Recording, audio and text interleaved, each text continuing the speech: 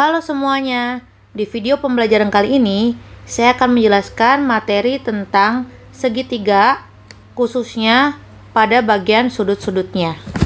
Oke, ini adalah materi prasyarat untuk menghadapi bab 5 kesebangunan dan kekongruenan. Mohon didengarkan dengan baik ya. Oke, sekarang kita belajar tentang segitiga. Nah, segitiga itu ada beberapa macam. Di dalam layar saya sudah menyediakan 6 segitiga.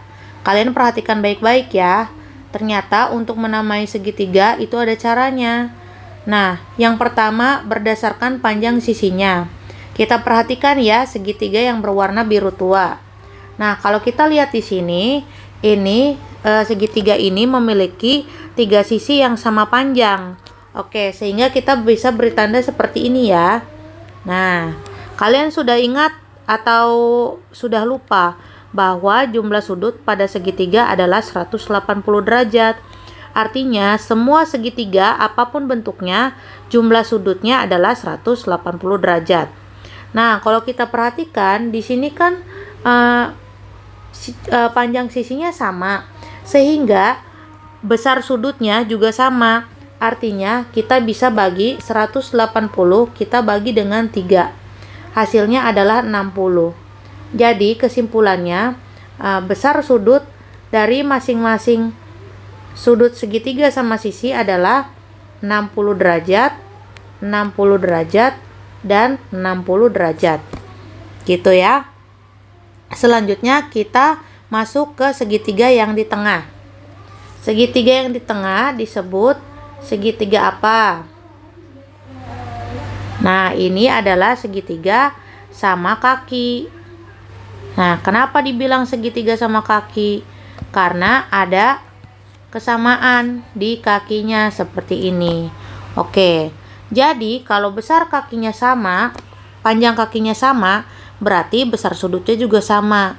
Misal, besar sudut di sebelah sini akan saya tulis sebesar 70. Oke ya, atau saya ganti dengan 80 aja ya. Oke. Maka besar sudut yang di sini akan sama. Kira-kira besar sudutnya berapa ya? Kalau dijumlahkan hasilnya 180. Nah, ternyata kalau kita pikir-pikir lagi, 180 kita kurangi saja 80 sehingga hasilnya 100.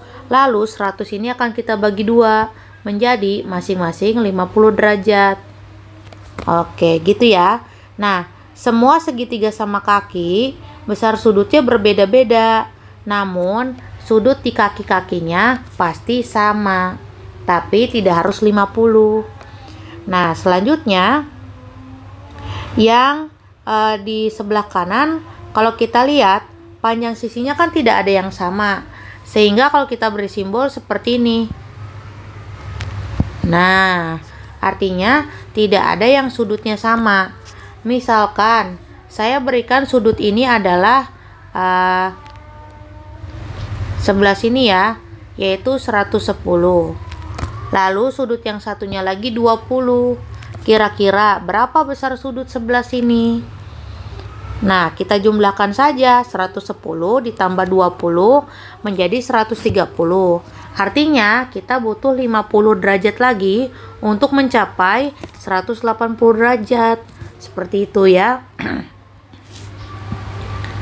Sembarang. Nah, jadi setiap segitiga itu memiliki ciri khas. Kalau panjangnya sama, maka sudutnya juga sama. Kalau ada 2 sisi yang sama, berarti ada 2 sudut yang sama. Ketika sisinya berbeda-beda, maka sudutnya juga berbeda-beda. Nah, kalau kita lihat, sisi terpanjang dari segitiga sembarang adalah yang ini. Artinya, sudut yang di depannya itu juga adalah sudut yang terbesar. Bagaimana dengan sisi terpendek? Kalau kita lihat, sisi terpendeknya ada di sini. Nah, kalau sisi terpendek di sini artinya sudut terkecilnya ada di depannya. Seperti itu ya. Nah, selanjutnya kita pindah ke materi segitiga berdasarkan ukuran sudutnya. Nah, tersaji 3 segitiga di sini. Nah, kalau saya lihat segitiga yang paling gampang kalian identifikasi adalah segitiga di tengah karena sudutnya 90 derajat. Sekilas saja kita sudah bisa menamai sudut ini adalah segitiga siku-siku. Kenapa? Karena salah satunya adalah 90 derajat. Lalu bagaimana dengan sudut sisanya? Nah, sudut sisanya itu kita identifikasi seperti ini. Nah, misal saya beri sudut di sebelah sini 50 derajat. Nah, sudah ada 50, sudah ada 90. Untuk mencapai 180, saya butuh berapa sudut lagi ya? Nah, jawabannya adalah 40. Karena 50 derajat ditambah 90 derajat ditambah 40 derajat, hasilnya adalah 180 derajat. Begitu. 50 adalah lancip dan 40 derajat adalah lancip. Jadi jika sebuah segitiga memiliki satu sisi saja yang siku-siku, maka seluruh segitiganya disebut siku-siku. Nah, selanjutnya kita identifikasi segitiga yang ada di sebelah kiri. Nah, jika saya tulis di sini sudutnya 60 derajat, lalu di sini 40 derajat, maka sudut yang di atasnya kira-kira berapa ya? Oke, sudutnya adalah 80 derajat. Nah, kalau kalian lihat, ketiga sudutnya di bawah 90. Jika di bawah 90, artinya sudutnya adalah lancip. Jika sama dengan 90, artinya siku-siku. Jika lebih dari 90, artinya tumpul. Nah, kalau kita lihat di sini, semua segitiganya kurang dari 90 derajat. Sehingga kita bisa simpulkan bahwa segitiga ini adalah segitiga lancip. Nah, artinya kalian sudah tahu dong kira-kira ini adalah segitiga apa? Ya, ini adalah segitiga tumpul. Kenapa kalian bisa menjawab? Karena kalian sudah lihat dengan jelas bahwa ini adalah sudut tumpul. Nah, di sini misalnya saya taruh 100 derajat. Nah, berapa sudut yang di sekitarnya? Misalnya saya taruh di sini 40 derajat ya. Berarti untuk mencapai 180 derajat, saya memerlukan 40 derajat lagi di sini. Nah, artinya segitiga yang di sebelah sini dengan yang di tengah atas memiliki hubungan. Hubungan apa? Karena kalau kalian lihat, kakinya sama-sama mempunyai sudut yang sama besar. Sehingga kita simpulkan bahwa segitiga yang di bawah saya bisa membuat kaki seperti ini.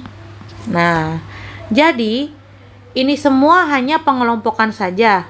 Tapi kalau kalian lihat sekilas, saya bisa menamai segitiga ini adalah segitiga lancip. Kenapa?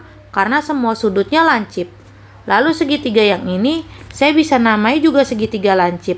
Karena semuanya kurang dari 90 derajat. Dan segitiga ini bisa saya sebut segitiga tumpul. Begitu juga dengan segitiga yang di bawah. Nah, segitiga ini adalah segitiga sembarang karena sudutnya berbeda-beda. Dan ini juga adalah segitiga sembarang karena sudutnya berbeda-beda.